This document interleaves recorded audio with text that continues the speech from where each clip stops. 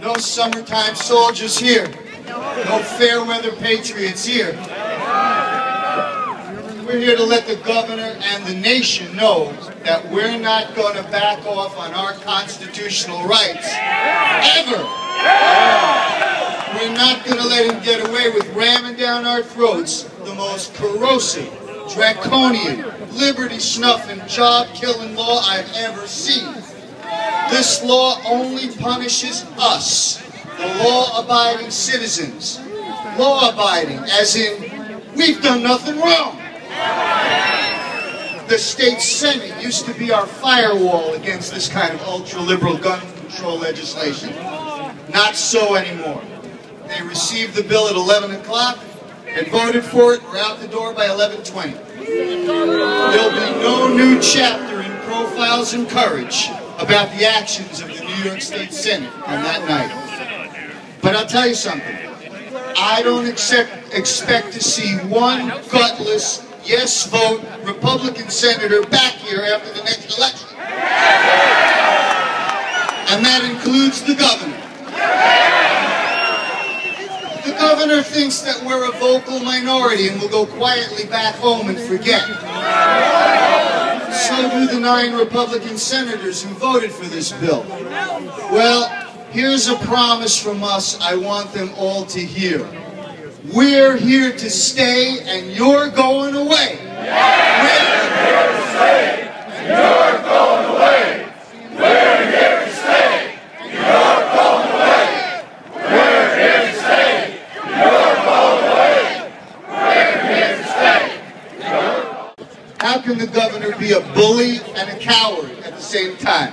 Well, he bullied the legislators into voting for this bill in the middle of the night because he's a coward in the face of our opposition. Well, here's your opposition, Governor, and we're not going anywhere except to the polls next election to vote you out of office. He takes away our liberty with a law like this because he has the misguided, egotistic notion that being the first in the nation for stricter gun control will help make him president. The truth is that the other states are ridiculing him and our state for passing so thoughtless and irresponsible a law in a New York minute. A bill that does nothing to remove illegal guns from criminals, which is the real problem. This law was so rushed and ill-conceived that it makes criminals out of our police and felons out of our law-abiding citizens. Law-abiding as in, we've done nothing wrong. To paraphrase President Ronald Reagan's great speech in Berlin, ordering Premier Gorbachev to tear down this wall, I say here in Albany, Governor Cuomo, tear up this law. Women are by far and away the fastest segment of new legal gun owners. This includes wives left home alone by husbands in the military or out for work, single moms and victims of domestic violence. They just might need more than 7 rounds in their firearm. This law marks the battle in the real war against women, and it's being waged by Governor Cuomo and his rubber-stamped legislators. While the governor trumps up a fake emergency for his own political advantage, let me remind him of some of the real emergencies our state faces. Our taxes are amongst the highest in the nation. Jobs and people are fleeing our state in record numbers. This law will destroy the arms industry in New York, killing another 2,000 jobs. Our cities and counties are on the verge of bankruptcy because they can't afford to pay the state's unmandated, unfunded mandates that Albany demands, like Medicaid, state pensions, and health care. The governor's solutions, you'll see it in this budget, will devastate us long term, but will not cause us any pain until after the run for the presidency in 2016. Why aren't we legislators here all night at your command to solve the state's real problems, Governor Cuomo, because the solutions to these problems would be too painful in the short term for a coward who wants to be the president. The eyes of the nation are watching us in New York for our response to this assault on our Second Amendment rights.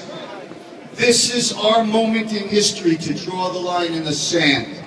This is the moment to tell our nation, honoring our Constitution is more important than following any unjust law or self-serving politician, and we'll fight it to the bitter end with our voices, our votes, and our actions. So what can we do?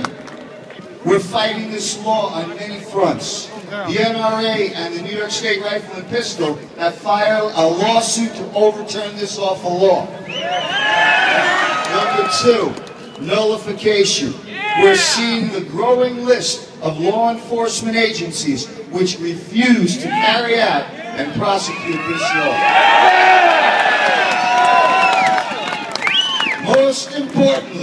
Most importantly, it comes down to you, to us, in grassroots political activism.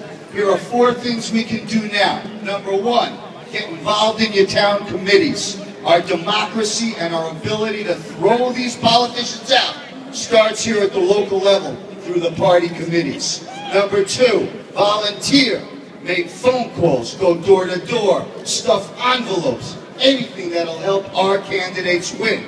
Number 3, vote with your wallet. The candidates at the forefront of our battle need your contributions to carry on this fight. The opposition will be well funded, and we need to match them dollar for dollar. And most importantly, be sure to vote and bring 5 friends of liberty with you. At the end of the day, it's all about getting out the vote. Just ask Barack Obama. All we Americans, Democrat or Republican, liberal or conservative, should cherish and protect our right to bear arms.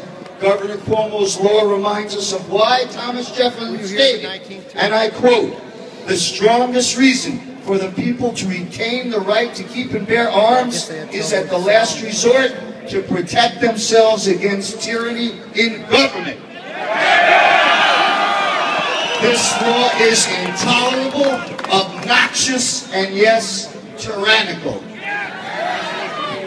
I come to Albany proudly and voluntarily as a citizen legislator. I'm a veterinarian of 25 years by trade.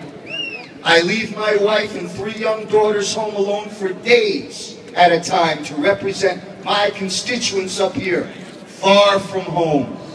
This law will turn me into a criminal as well, because you can bet that before I leave home to do the people's work, there'll be more than 7 rounds in the magazine.